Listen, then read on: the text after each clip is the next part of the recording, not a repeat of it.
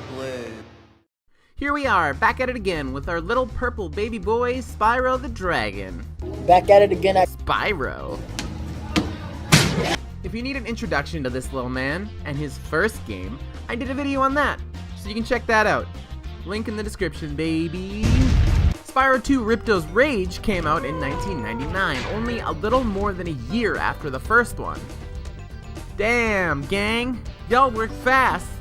I guess you can get a lot more work hours out of the day when you're an insomniac. Raddad will be back after these messages.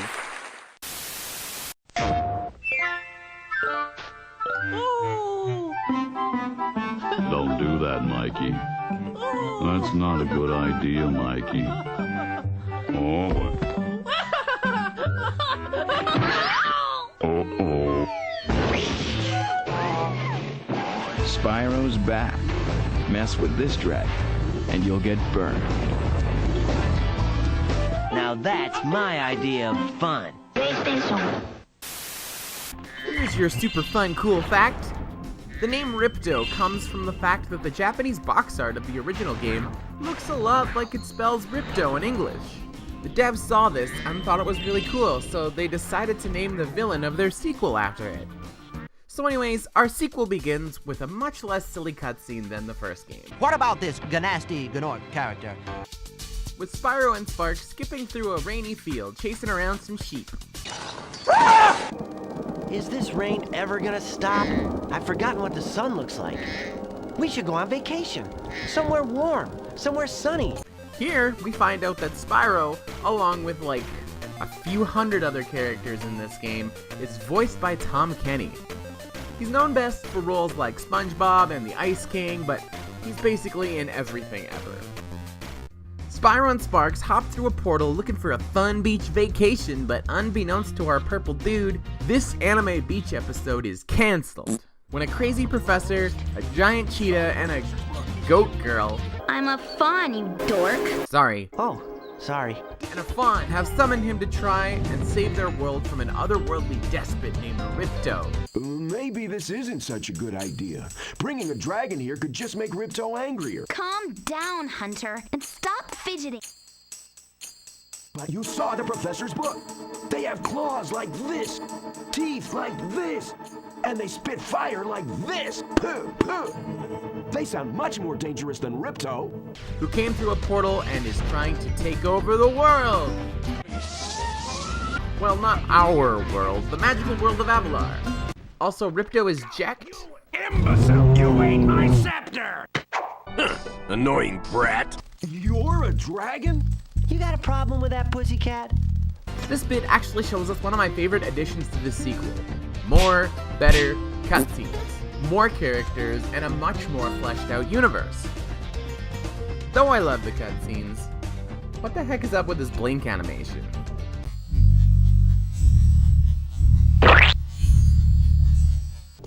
Hey, wait a minute! How do we get ourselves into these messes, pal? After we get a little crash course on this new world and its people, we arrive in the world of Glimmer. Interestingly enough, in Europe and Australia, this game's called Spyro 2 Gateway to Glimmer, which is a weird choice. Glimmer is just the first level. The actual name of this world is Avalar. So a name like that is a bit like calling Super Mario World Yoshi's Island 1, just because that's the first level. Though, that joke gets a little confusing, considering there's a game called Super Mario World 2 Yoshi's Island. Let me try that again. That's like calling Super Mario Bros. Gateway to World 1-1. No, that still sucks. They should have called it Gateway to Avalar. There. I mean, yeah, stuck the landing. Slime Boy. Make sure to edit out all those bad parts that made me look awkward and incompetent. Oh, don't worry. I will.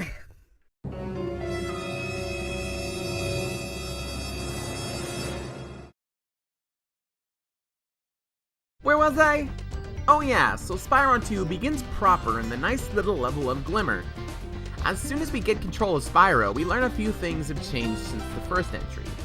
For one, that weird, pointless roll from Spyro 1 is gone. They likely realized that, although a neat idea, it didn't really do anything. The controls are more or less the same, though the camera feels different.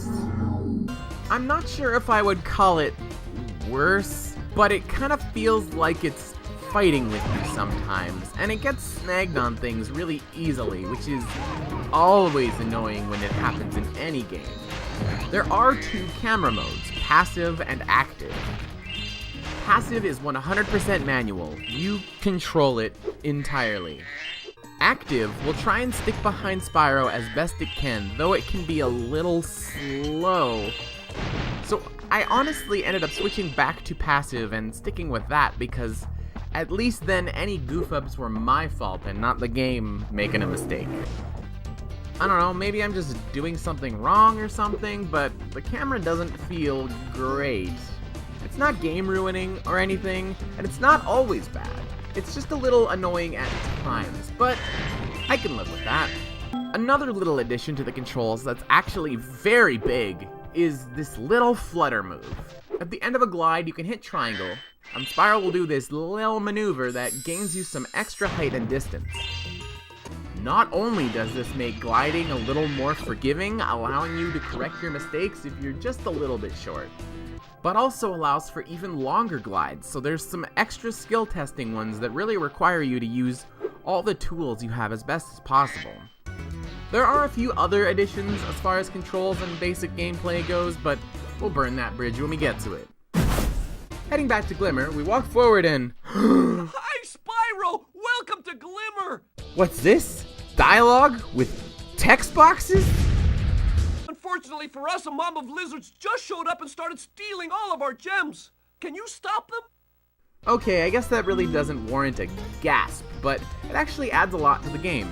It allows levels to be a little bit more complicated, including some characters you talk to in every level that will give you mini-games and side missions. These little lizards have eaten my entire crop of gems. I've tried hitting them with rocks, but they're too fast for me. You can try using one of my rocks. If you have any questions, just ask me.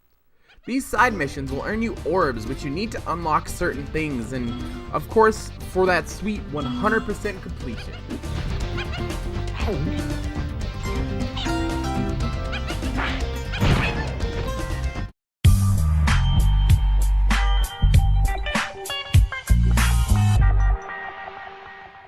You also need to collect talismans from most levels to progress the game. You get those simply from getting from beginning to end the first time. As well, gems are still there from the first game, though this time, you can use those gems to buy things from moneybags of berries. Ah, you must be the dragon everyone is talking about. Well, dragon or not, I'm afraid there is a small fee to open the bridge. It will cost you 100 of your gems to cross. Thank you, Mr. Dragon. Spyro, was it? You can now use the bridge whenever you want, free of charge. I hope we meet again, when you have even more gems. I find it interesting that the game calls him a bear when, to me, he looks more like a bourgeois swine. We'll be right back with more Radman after these messages, dudes. In this area, there's also a ladder you need to climb, which you're unable to do right now, as it's an ability you learn much later in the game. Glimmer is a really well done tutorial level. It shows you elements like needing to pay for access using gems, and that you may need to come back to levels after you've gained other abilities, which is really clever and neat. Having just beat Spyro 1 120%, we were able to complete every level the first go-through, except for one level that we just completely forgot about entirely. So having to come back sometimes kind of spices things up.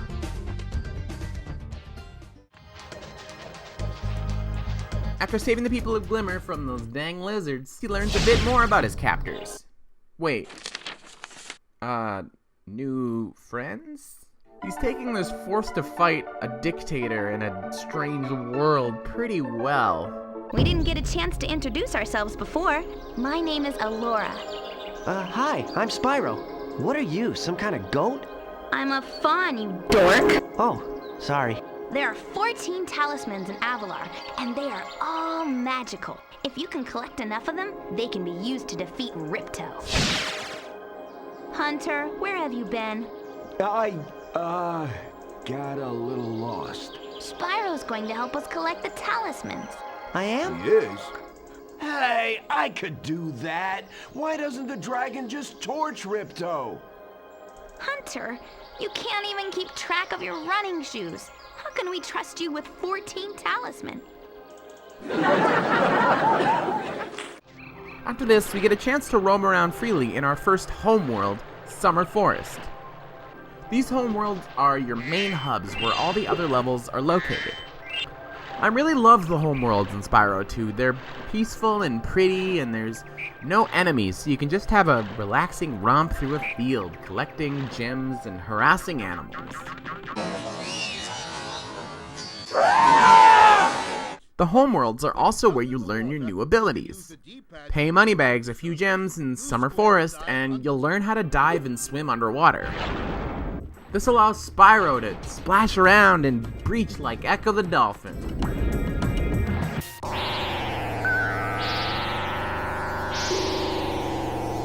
Another ability is climbing ladders, which you may be thinking, really? Spyro needs to learn how to climb a ladder?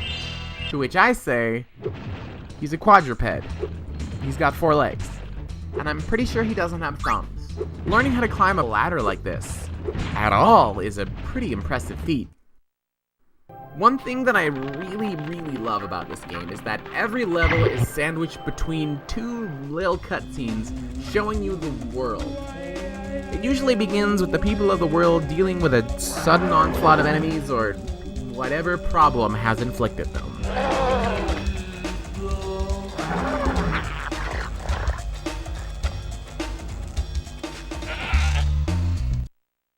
Then when you exit the level, you get a cutscene of them getting revenge in a slapsticky way.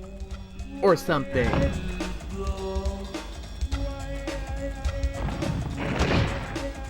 I adore these little bits of world building. Those, along with the conversations within the world itself, really make this game feel alive, and it starts to have its own personality. It even makes these feel like connected worlds as opposed to just levels in a game. A perfect example of this is in a world called Breeze Harbor. You help the people of this world fight while they are being attacked in an all-out war by the people of Zephyr, which is another world you visit, and in Zephyr, you help them fight off the people of Breeze Harbor.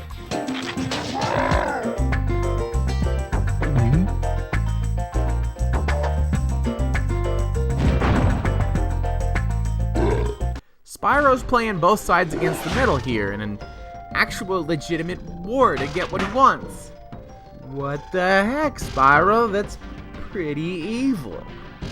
And not like cartoon villain evil, but like real-life political evil. Yeesh.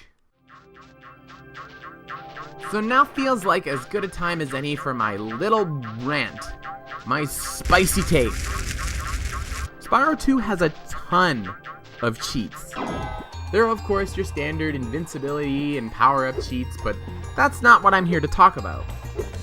You can change Spyro to a ton of different colors.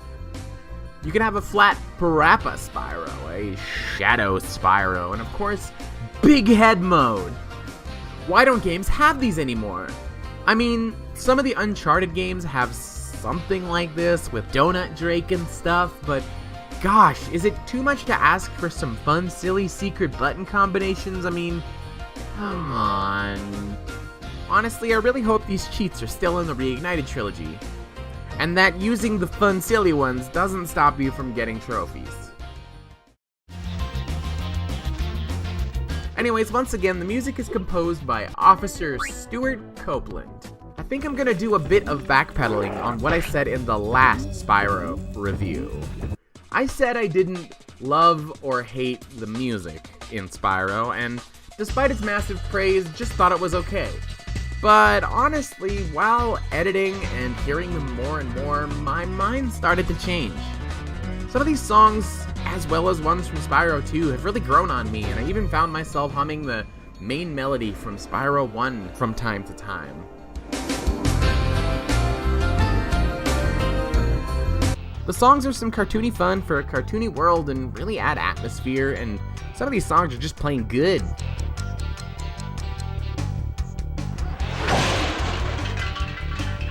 Heck, some of them even have catchy lyrics like these.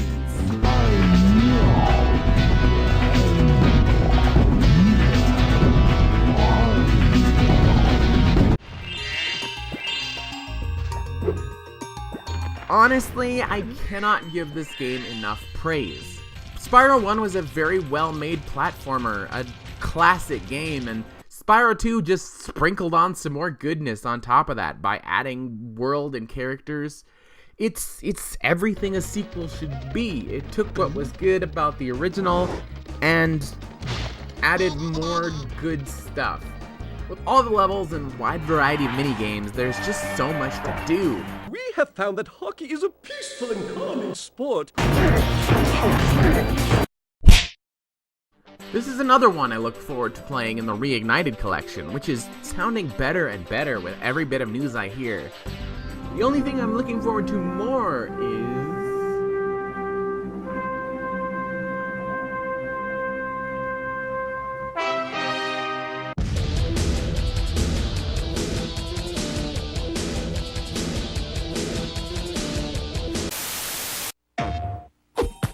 We nailed him! Oh, let's go!